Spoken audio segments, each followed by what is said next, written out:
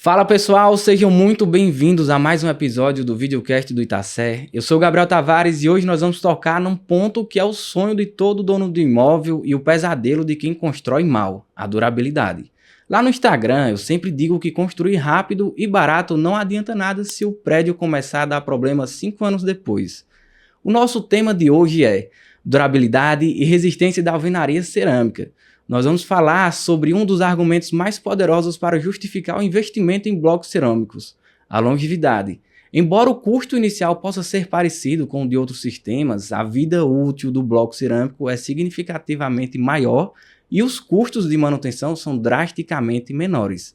Vamos entender como ele resiste ao fogo, à umidade e às intempéries como nenhum outro material consegue. E para me ajudar a provar isso com dados e muita experiência prática, eu tenho 2 convidados de peso hoje. Primeiro, quero dar as boas-vindas a Cristiano Scapinelli.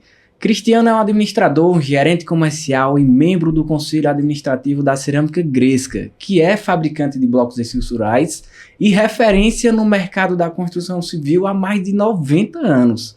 Além disso, ele é gerente do PSQ, Programa Setorial da Qualidade de Blocos Cerâmicos.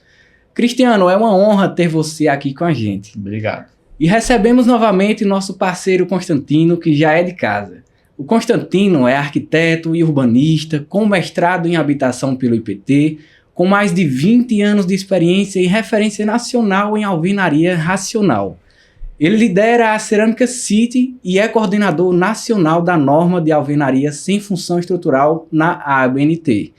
Constantino, muito bom ter você novamente. Obrigado de novo, tamo junto. Para começar, vamos na essência do material. Constantino, a argila queimada a altas temperaturas, acima de 900 graus, sofre uma transformação química irreversível, que a torna praticamente inerte. Como esse processo de queima confere ao bloco cerâmico uma resistência ao envelhecimento que materiais como o concreto, que é apenas uma mistura de cimento e agregado, simplesmente não conseguem alcançar? Bom, primeiramente, obrigado de novo, mais uma vez aqui, Gabriel. Agradecer a todo mundo que está assistindo a gente aí. Vamos lá, na pergunta. Vou tentar ser mais objetivo, que falaram que eu estou falando demais. Bom, a cerâmica ela passa por um processo de sinteterização por adição de calor. Basicamente, eu estou mudando o estado físico daquele componente químico por adição de calor, ou seja, eu tenho uma reorganização dentro das moléculas dele.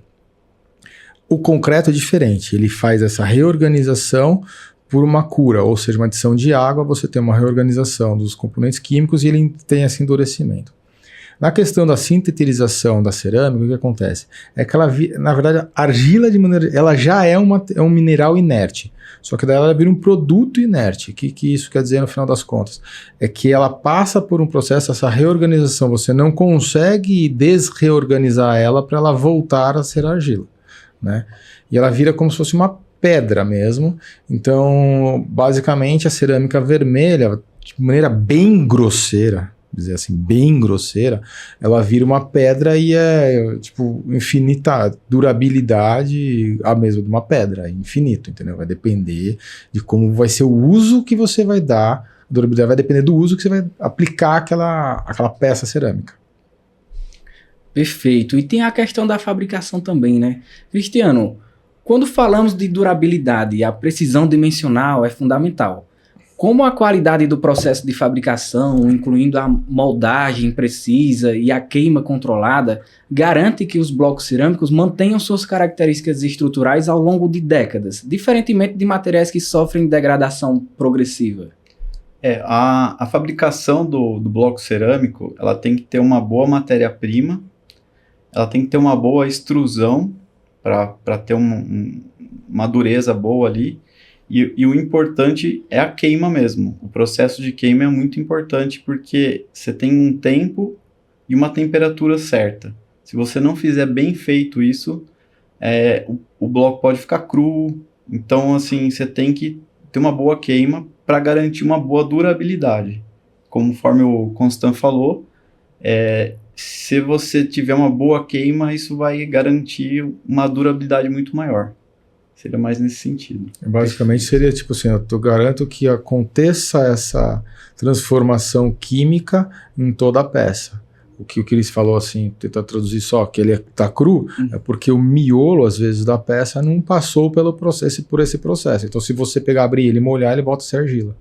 Entendeu? Então, ele tem que passar toda a peça, de acordo com a espessura dela, né, Cris? Sim. Tem uma curva de queima, de secagem de queima, e ela precisa passar por esse processo. Se não acontecer esse processo, ele não vai virar não vai virar cerâmica, na verdade. Perfeito, perfeito. Agora vamos falar do maior vilão das obras, a água. Constantino, a umidade é responsável por mais de 80% dos problemas patológicos em edificações, causando desde infiltrações até corrosão nas armaduras. Como a estrutura porosa do bloco cerâmico, que, quando bem queimado e com qualidade dimensional adequada, oferece uma resistência natural à penetração de água que blocos de concreto não conseguem oferecer? Tá, e é mais uma questão da conformação do material, mas assim, vamos lá, tentar explicar de maneira grosseira.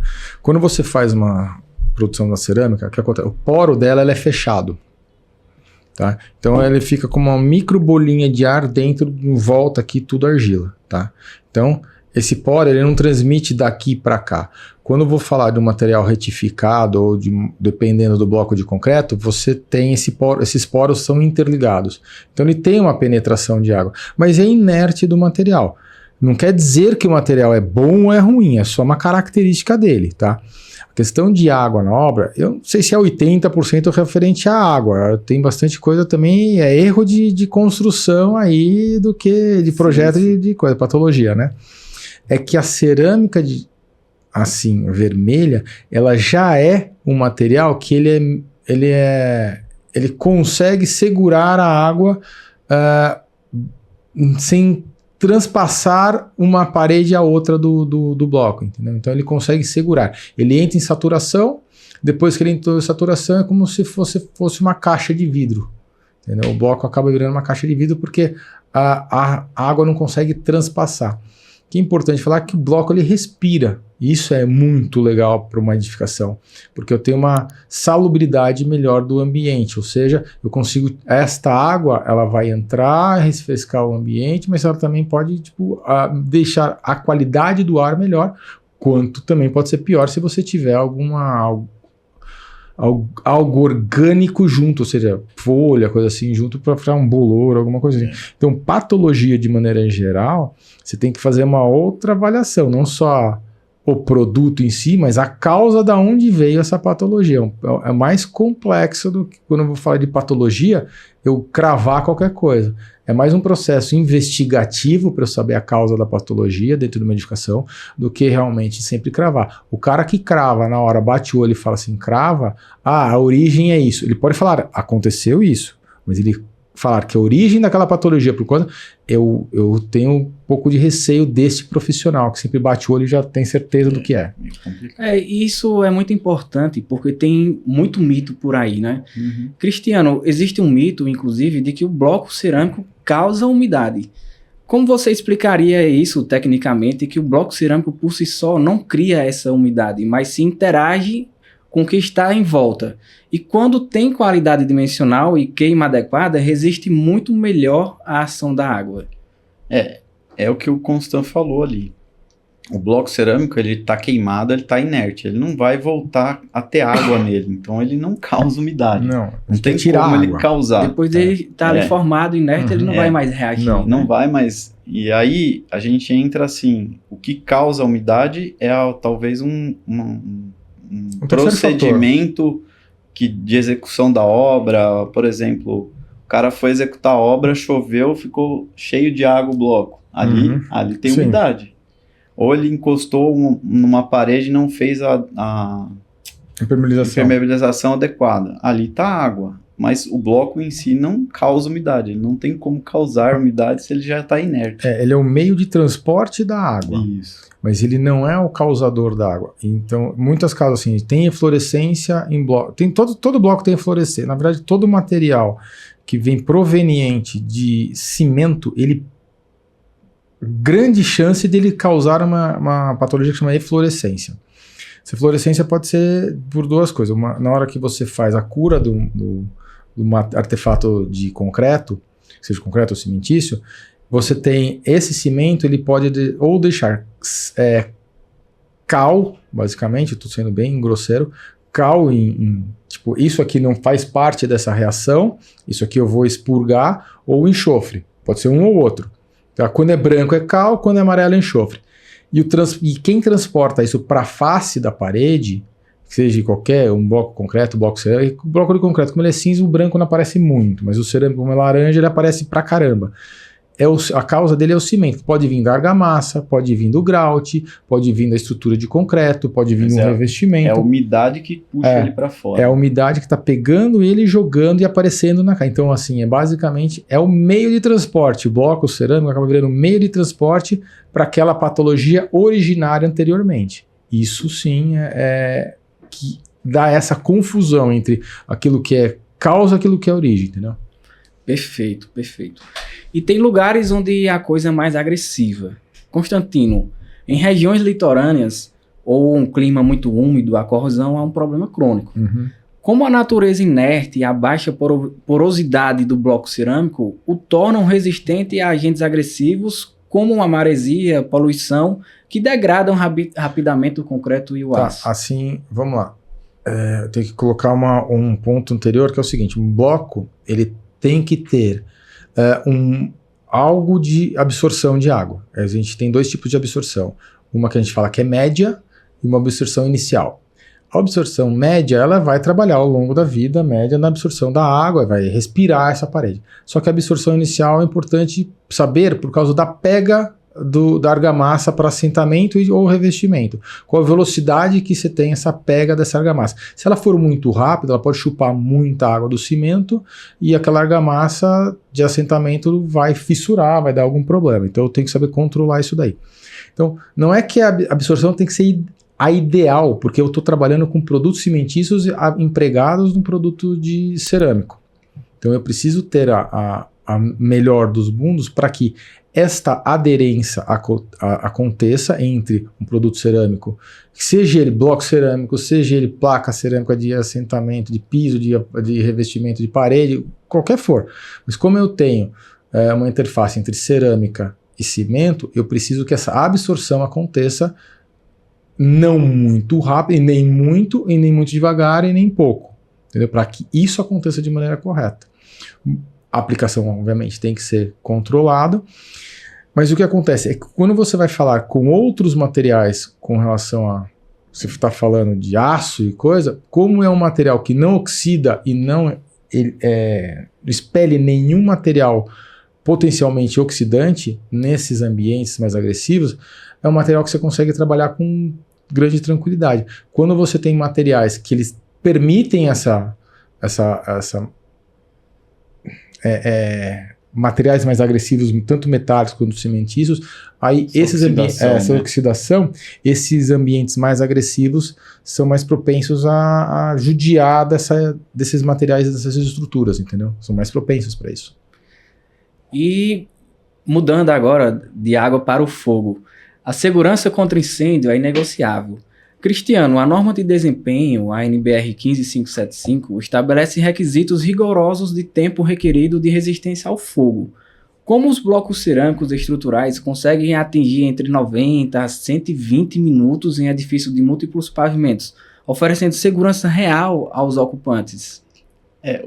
Falando de segurança, isso aí realmente não dá para negociar, né? Vamos pensar que o bloco cerâmico ele já passa numa queima hoje de 900 graus. Pelo menos. 850, 900. Isso. E a gente faz os testes, né? Todo fabricante hoje tem que fazer seus testes lá de resistência ao fogo. E com isso a gente comprova que o bloco cerâmico ele suporta o fogo, ele é muito térmico, né? Então ele já tem essa característica.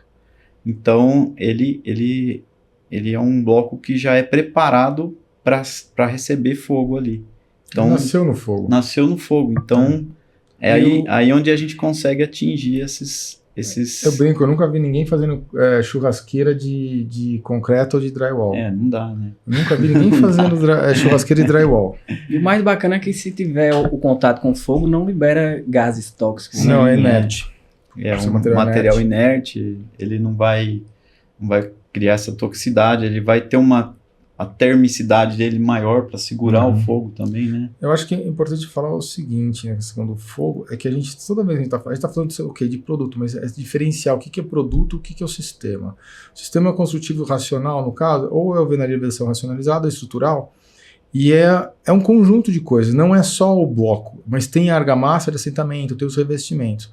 E o valor real que a alvenaria com bloco cerâmico pode chegar, pode ultrapassar os 240 minutos. A gente tem ensaios que ultrapassam os 240 minutos sem preencher nada de bloco, sem grautear, sem nada. É o bloco e o revestimento e tá lá, e aguenta. 240 minutos que é o máximo exigido hoje por legislação e por normatização. Normalmente os blocos de linhas já costumam atender. Né? Então, já atendem isso daí com o pé nas costas. Isso é importante saber. Demais. E na hora do vamos ver, o comportamento do material salva vidas. Constantino, quando o incêndio ocorre, o objetivo é dar tempo para a evacuação e minimizar um risco de colapso estrutural. Como o bloco cerâmico, diferentemente do aço, que perde resistência rapidamente com o calor, e do concreto, que pode explodir, mantém sua integridade estrutural durante o incêndio? Depende também da característica do incêndio. Também, se você botar muito calor, não é nada que resista. Tá? Ele vai ter uma deterioração, qualquer produto, mesmo que ele tenha nascido no coisa. Mas o que acontece? Como ele tem uma resistência maior e uma deformação muito menor por conta dele ser conformado no fogo, então você acaba tendo tempo de mudança de estado daquela parede muito maior. Então vai levar mais tempo para aquela parede deformar. Tá? É importante saber que assim, a parede, quando você está sofrendo, independentemente do sistema construtivo, ela vai movimentar de acordo com o fogo. Tá? Aonde está o fogo, ela vai fazer realmente esse movimento aqui, essa parede. Ela tem que aguentar esse movimento de maneira que ela se torne íntegra por mais tempo. Então, a alvenaria com blocos cerâmicos verticais, ela tende a aguentar essas movimentações muito maior por questão de fogo, na situação de incêndio. Perfeito. Para fechar, vamos falar do bolso a longo prazo.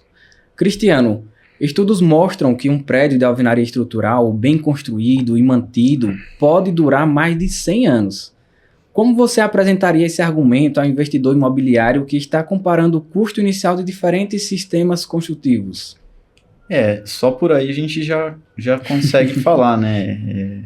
Como você tem uma durabilidade maior, você tem um valor melhor ali você consegue... De operação. De operação, nossa, quanto tempo? 100 anos para um prédio, né? Aí você pega um outro sistema que não tem a mesma durabilidade, eu acho que aí é a grande vantagem aí da alvenaria, principalmente com bloco cerâmico aí. Tem alguma coisa? Não, acho que é nessa linha, porque assim, a questão da durabilidade tem muito também a questão da manutenabilidade. Sim. Como você consegue fazer a manutenção naquela edificação que você está falando. Como a alvenaria, a manutenção dela é baixíssima e é facílimo de você executar, o custo dela ao longo da vida útil da edificação, ela se paga muito facilmente, né, com relação aos outros. E querendo ou não, uso operação é onde mais vai dar BO ao longo, porque você não tem... É aquilo que o construtor não consegue controlar. Ou seja, o ser humano depois que entrou na edificação. Eu não sei como que aquela dona de casa vai querer ampliar a casa dela, colocar, de pendurar um armário em cima. Eu não sei o que eles vão fazer pós-ocupação. Então, se eu tiver um sistema que a manutenção dele ao longo do período seja fácil de lidar, eu tendo a ter um custo muito menor durante esse período que a gente entende que é a vida útil do edifício. Tá? No Brasil a gente calcula em 50 anos. De maneira grosseira, tá? Exatamente. E Constantino, quando comparamos blocos cerâmicos com blocos de concreto... Vocês estão me botando a saia justa.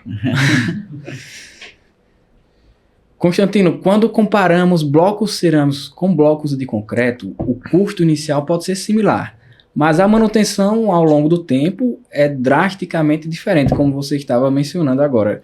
Quais são os custos de manutenções típicos que um proprietário economiza ao escolher a alvenaria cerâmica ao longo de 50 anos? Aí eu vou meio que vou um pouco assim.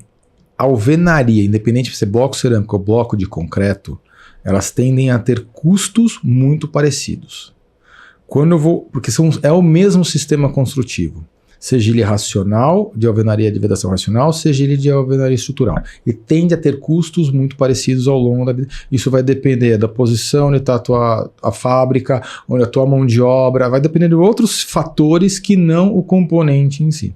Quando eu vou fazer esse comparativo com parede de concreto moldada em loco, com drywall, com steel frame, last steel frame, wood frame, os outros frames da vida, as industrializadas, aí sim, aí você tem um custo de manutenção, um custo de durabilidade diferente.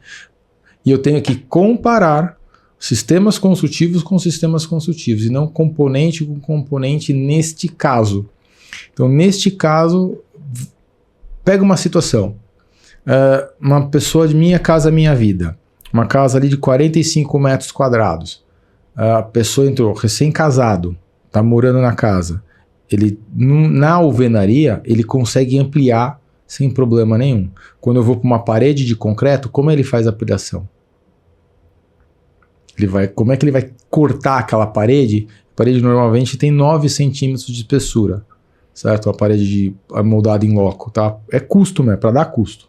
9 centímetros é para dar custo, é para conseguir fechar a conta. Como é que ele vai fazer essa manutenção, essa ampliação? Ele sabe como é que ele vai pregar na parede dele alguma coisa? Qual é a mão de obra que ele vai contratar? Para dar manutenção. Eu dei um problema, algum caixilho, interface, a parede, vou falar parede, vai, independente do interface, parede e caixilho, e sistema de caixilho, ou seja, janela e porta. Eu dei algum problema, empenamento, quem que eu vou chamar para arrumar? Então, todos esses... problema na torneira.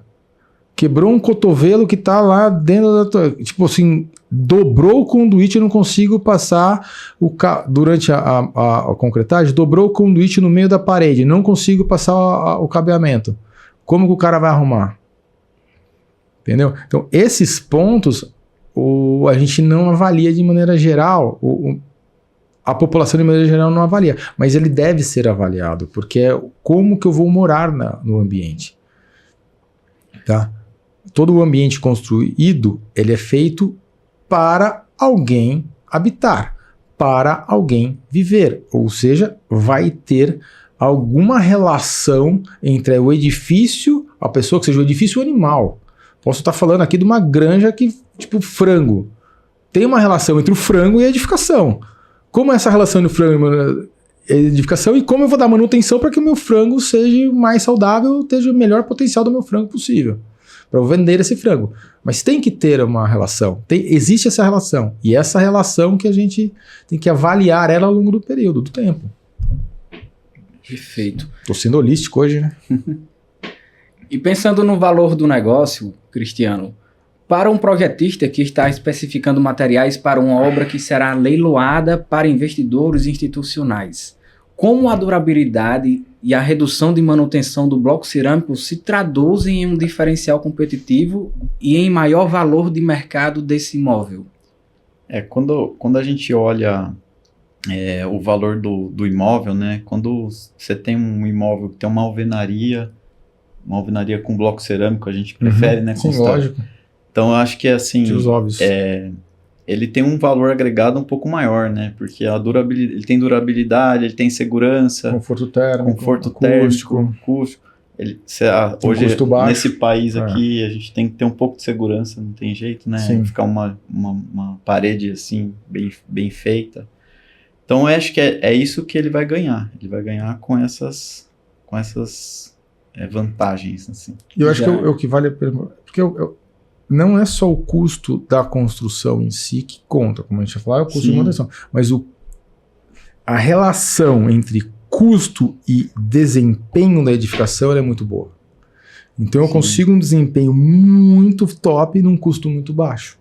Sim. Esse acho que é o tão legal da alvenaria brasileira, eu vou botar da brasileira, porque a gente conseguiu uma relação custo-desempenho sensacional, que a gente não tem essa mesma relação custo-desempenho em outros países. Por exemplo, nos Estados Unidos, você vai uma casa, ele já cobra mais caro na casa se ela for de alvenaria. A casa que é feita de alvenaria nos Estados Unidos é de 5 a 9 vezes, dependendo do local, mais cara por conta térmica, só porque ele vai gastar menos ar-condicionado, e isso se reflete na Europa também. Só de gasto de energia elétrica de ar-condicionado que reduz pro cara. O cara já paga de 5 a 9 vezes mais na casa só por causa disso. Sem falar lugar que tem furacão, terremoto, coisa que a alvenaria já está mais adequada para receber esses tipos de intempéries críticas do que outros sistemas que não são tão preparados para receber tais eventos climáticos. Entendeu? Perfeito. Papo sensacional. E para encerrarmos com chave de ouro, eu queria fazer um desafio para vocês dois. Se vocês tiverem que resumir em uma única frase o argumento mais poderoso sobre a durabilidade e resistência da alvenaria cerâmica para convencer um decisor de construtora a adotar o sistema, qual seria? Para a construtora? A construtora ele vai na veia, dependendo do cara, não tem muito. Ele quer dinheiro mais rápido no bolso, ele está vendo aquilo como um negócio. Então eu tenho que ser mais eficiente, não para quem vai morar, no caso, neste argumento. Tem que ser. O argumento que eu tenho que falar com ele é o payback dele, mais rápido. Então eu vou falar muito mais em eficiência na produtividade dele, em outros fatores de risco que ele pode ter ao longo da construção, inclusive patologia, na hora que ele pode ter mais patologias ao longo da vida dele ou não. Então eu vou focar nisso do que eu vou focar realmente no custo dele no final no uso e operação dele, porque ele quer ao menos que ele operacionalizar aquela edificação. Então vai depender o foco do cara. Eu acho que, meio que resumindo, hoje você consegue ter um sistema construtivo com alvenaria de bloco cerâmico, que é econômico, que tem um excelente custo-benefício, um excelente conforto térmico e acústico, e o usuário hoje vai ser bem recebido dentro de uma casa com bloco cerâmico. Ele não vai ter distrato. Isso. Muito bom. Cristiano, Constantino, quero agradecer a presença de vocês por compartilharem seus conhecimentos. Foi muito enriquecedor para todos nós que estamos assistindo. E há algo mais que vocês desejariam acrescentar? Eu só agradecer o convite, agradecer o telespectador que está assistindo a gente, aguentando eu falar. O Cris fala melhor, mas ele é menos prolixo que eu. E se alguém quiser mais me seguir nas redes sociais, me procure aí com Stan Frolini, vocês me acham em qualquer rede social, a gente troca uma ideia aí, informação. E obrigado pela oportunidade de estar aqui com vocês. Bom, eu queria agradecer também aí, agradecer o Itacer aí pelo convite para participar. Gabriel, obrigado. Constan, obrigado aí pela parceria. Sempre. E aí, mais agradecer mesmo e tamo junto aí. Bacana, muito obrigado a participação de vocês, obrigado a participação de você que está nos assistindo e até o próximo episódio. Itacer, educando o presente e construindo o futuro.